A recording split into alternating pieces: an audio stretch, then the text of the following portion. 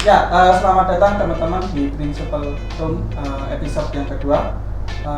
Dengan saya Abdul Rahman sebagai Principal di Refactory, dan juga di sini ada Mas Andre sebagai Principal juga di Refactory.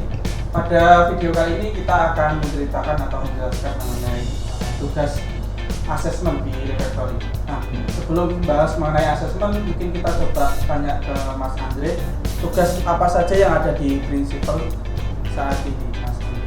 Ya, tadi sudah disebutkan bahwa sebagai prinsipal ini kita melakukan tugas assessment. Tugas assessment ini ada dibagi menjadi dua.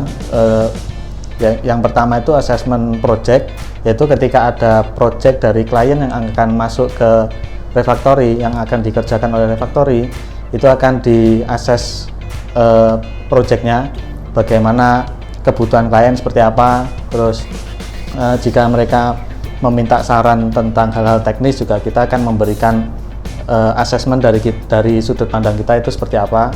Kemudian yang kedua ada assessment tiket atau task.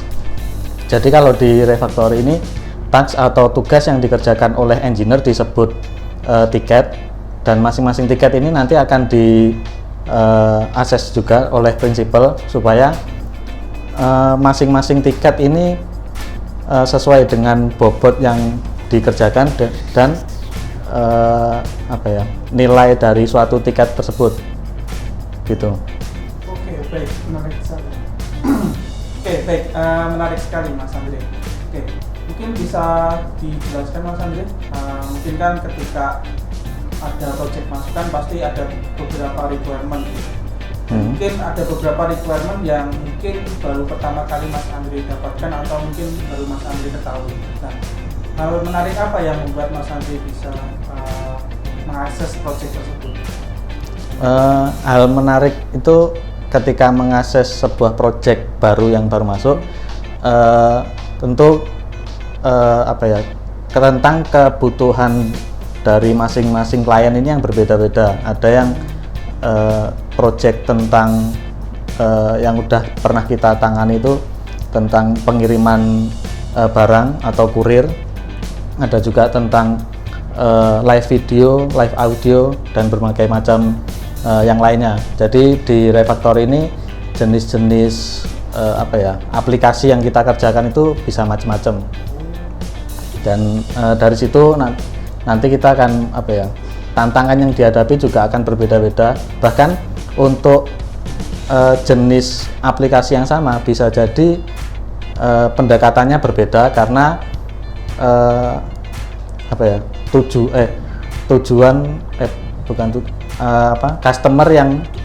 customer atau user yang akan menggunakan aplikasi tersebut juga bisa jadi berbeda. Ada yang skopnya kecil, ada yang skopnya besar, dan itu juga perlu asesmen yang berbeda juga.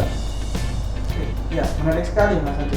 Jadi setiap melakukan asesmen ini tidak ada asesmen yang sama ya, pasti ada yang berbeda-beda ya. Ya, benar.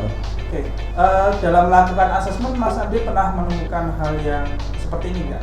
Semisal nih, dari requirement project ternyata ada yang kurang, entah dari PRD-nya kah atau dari Figma-nya kah? Iya. Sebelum jawab yang tadi disebutin bahwa ada menyebutkan kata PRD. Jadi untuk teman-teman yang belum tahu apa itu PRD ini yaitu Product Requirement Development, yaitu dokumen tentang detail dari sebuah aplikasi yang akan kita buat, tapi dalam sisi bisnisnya. Kemudian tadi ada juga Figma. Kalau Figma mungkin untuk teman-teman yang suka desain udah sering dengar, yaitu untuk mendesain UI, mendesain sebuah tampilan aplikasi. Nah, itu tadi balik lagi pertanyaannya, bagaimana jika hal tersebut ada yang kurang. Nah, ketika ada yang kurang, ya kita sebagai vendor atau software house yang akan mengerjakan project yang diinginkan dari klien, kita harus tahu sedetail mungkin apa yang dibutuhkan dari klien.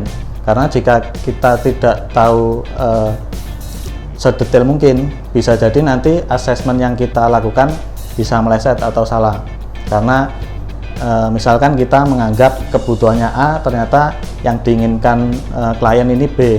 Nah, jika terjadi seperti itu kan juga akan merugikan kedua belah pihak. Jadi kita juga perlu mengklarifikasi lagi apakah requirement yang dibutuhkan itu benar seperti yang kita pahami gitu. Oke, menarik sekali.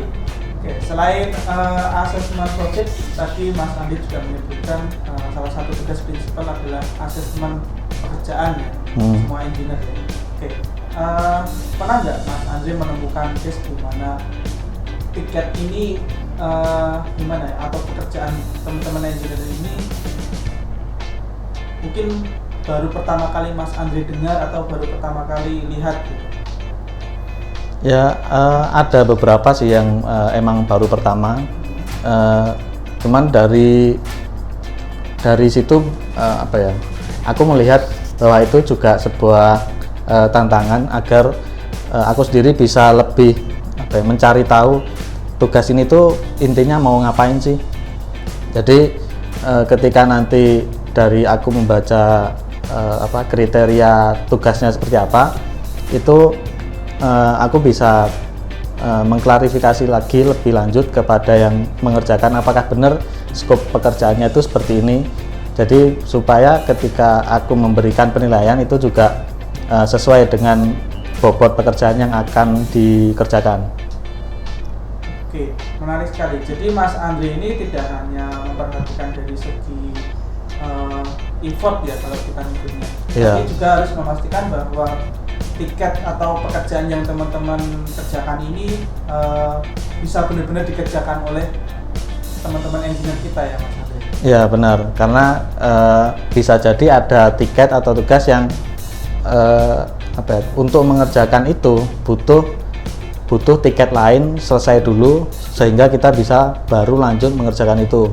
Seperti contoh simpelnya itu ketika front end akan mengerjakan sebuah halaman yang datanya didapatkan dari back end. Nah, itu berarti ketika front end mau mengerjakan, dia harus menunggu dulu dari back end ini udah selesai atau belum. Karena kalau belum selesai ya front end akan terhambat juga ketika akan mengerjakan. Cuman sebenarnya untuk mengatasi hal itu ada beberapa tips and trick biar kita tuh nggak benar-benar nggak bisa mengerjakan, tapi kita bisa nyicil untuk mengerjakan supaya nanti ketika udah benar-benar ready kita bisa nggak mengerjakan dari nol lagi. Oke, baik. Tadi Mas Andre juga sempat menyebutkan tips and trick. Oke, pernah nggak Mas Andre ada yang dari engineer kita yang melakukan istilahnya suatu task yang sebenarnya itu belum bisa dilakukan, artinya ketika dia mau mengerjakan ini ternyata membutuhkan tiket lain, tapi dia bisa melakukan semacam mekanisme, dia bisa langsung mengerjakan tiketnya sendiri tanpa harus menunggu tiketnya yang lain. Jadi kalau untuk case yang aku sebutkan tadi, biasanya ada tools untuk membuat mock API. Jadi membuat dummy API dari backend sehingga kita bisa memakai itu dulu. Cuman untuk bisa memakai itu kita juga harus memastikan dengan backendnya struktur data yang akan diterima ini seperti apa. Karena kalau struktur datanya juga belum jelas antara front end dan back end, juga front endnya yang akan kesusahan untuk mengerjakan. Jadi perlu diklarifikasi dulu kalau tentang struktur datanya. Nanti kalau struktur datanya ini udah jelas, baru nanti bisa dibuat di mock API-nya tadi.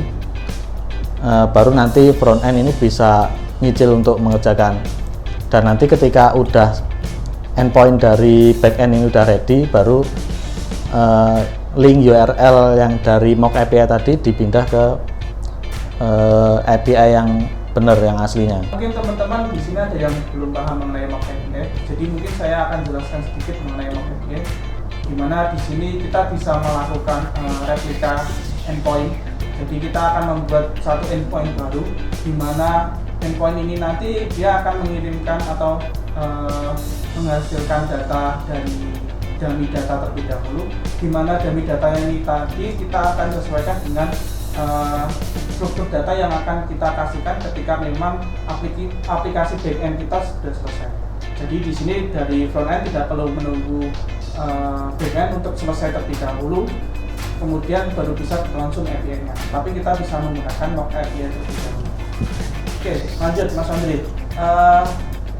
Tadi kan sempat Mas Andri sebutkan kalau asesmen tiket ini banyak ya. Maksudku kan di semua engineer di refactory ya. Nah, kira-kira dalam satu hari ini Mas Andri melakukan asesmen tiket di berapa project atau berapa tiket?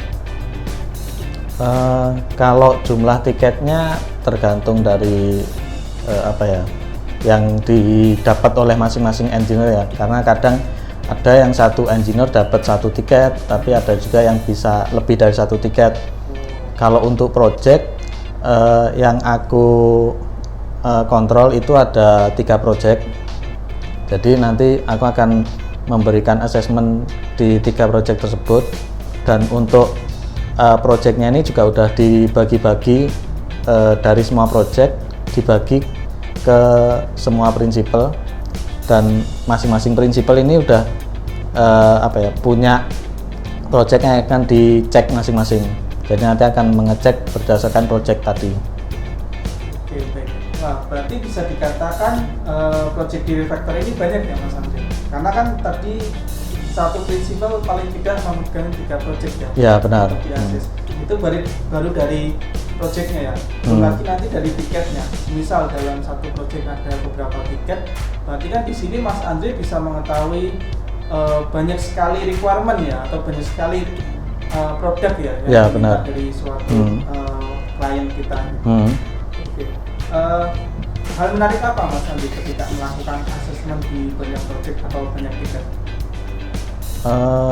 Hal menariknya seperti yang di awal tadi sih, bahwa di masing-masing project ini dia punya punya bisnis flow-nya sendiri-sendiri. Jadi antar project ini bisa jadi meskipun teknologi yang dipakai sama, tapi kegunaannya, pemakaiannya itu bisa berbeda-beda. Kemudian bisa lebih memahami, oh ternyata flow bisnis di sebuah project A ini seperti apa, oh ternyata begini. Jadi bisa lebih tahu lah, oh ternyata projectnya itu nggak macam-macam lah, nggak semua sama. Oke, menarik sekali. Baik, mungkin buat teman-teman, jadi di video kali ini kita sudah membahas mengenai asesmen. Mungkin teman-teman yang nonton video ini saya sarankan untuk coba mengulik mengenai programming ya. Mungkin teman-teman saat ini lebih sering menggunakan sosmed, misal teman-teman buka Instagram, TikTok dan lain sebagainya. Nah, gimana kalau teman-teman mikir gimana ya caranya untuk membuat aplikasi TikTok atau Instagram ataupun YouTube dan lain sebagainya. Nah, di Refactory ini kita sudah melakukan banyak sekali pengerjaan project ya Mas Andri. Ya, benar. Mulai dari project yang sifatnya akademis ataupun payroll, HR atau mungkin dan lain sebagainya. Nah, bagi teman-teman yang tertarik untuk programming, teman-teman bisa mulai dari belajar terlebih dahulu mengenai programming, dan mungkin teman-teman ketika sudah mengetahui programming, teman-teman bisa join di IP di Refactory. Oke, sekian video Principal Room kali ini. Selamat berjumpa di video berikutnya. Terima kasih.